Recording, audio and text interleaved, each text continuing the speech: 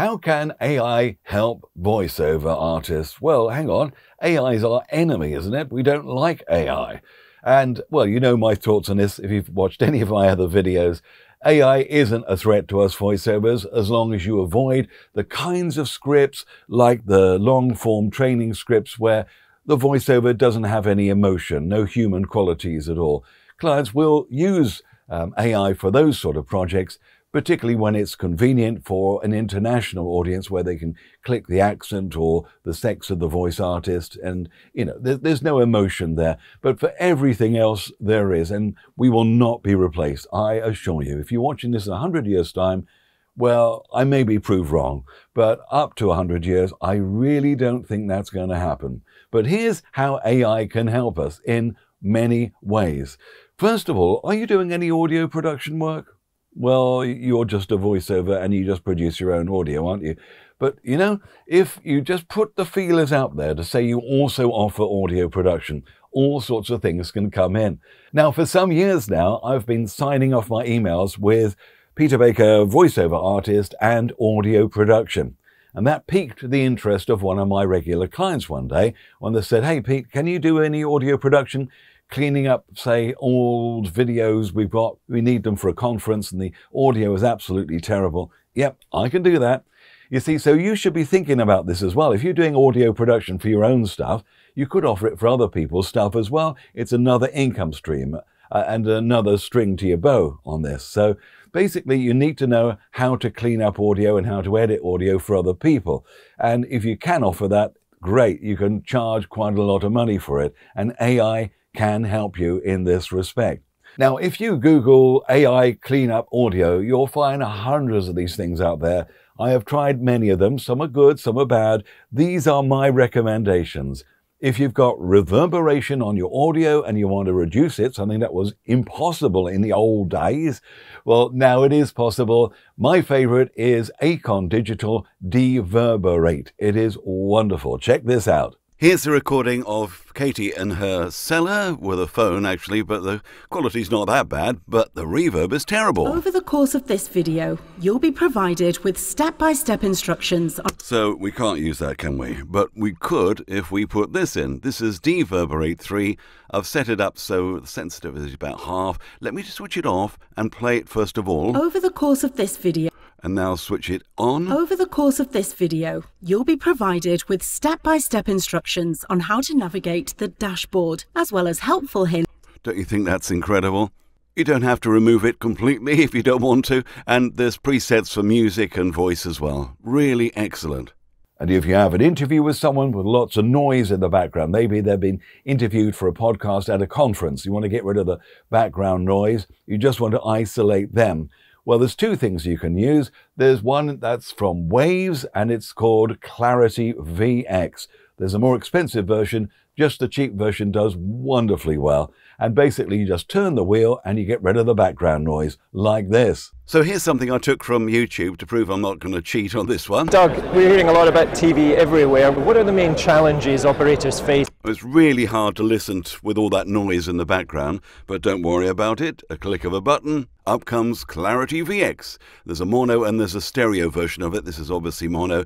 So let's just switch it off again. Doug, we're hearing a lot about TV everywhere. What are the main challenges operators face when they deploy and implement these services? Right, well, I think the challenges about rolling out TV everywhere are several-fold. The first one is, of course, the service needs to go everywhere, which means you're actually going...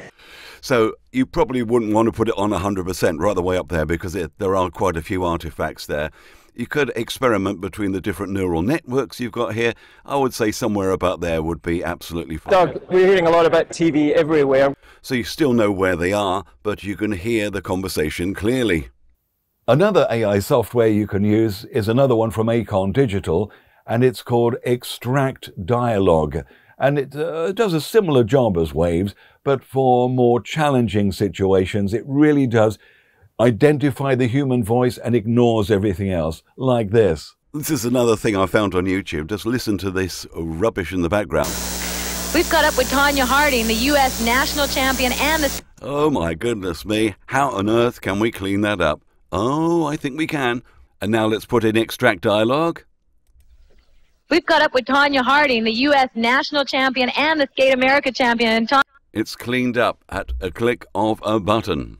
This is another clip I wanted to show you, again from a trade show, so there's noise in the background, but there's music as well. Yep, enjoy it. Looking for good things today. More people, I think. How on earth do you get rid of the music? Well, using the same thing. Let's take a listen to this. Yep, enjoy it. Looking for good things today. More people, I think, will be out because of tribute, so we're ready for a full crowd. Okay, so basically it's got rid of the music as well. It's extracted dialogue, and that's what it is. But you know, for general cleanup, the best AI tool out there is from good old Adobe Audition.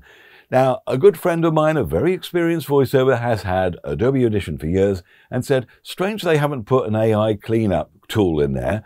And I said, well, they have. It's been there for ages. And he didn't know where it was. So let me tell you, if you are like that and you've gone into Adobe Audition software and found denoise, which is all right. Denoise gets rid of a bit of rumble in the background or a bit of hiss or something like that. But that's the best it can do.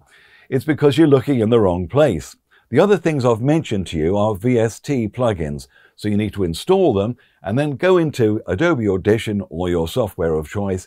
You need to find those plugins by searching for them, and then you use them in your VST. So that's how it works there. But for Adobe Audition, you need to find a website, and it's this one.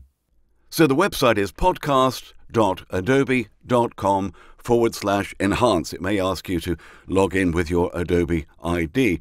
You basically choose files here or drop the files there.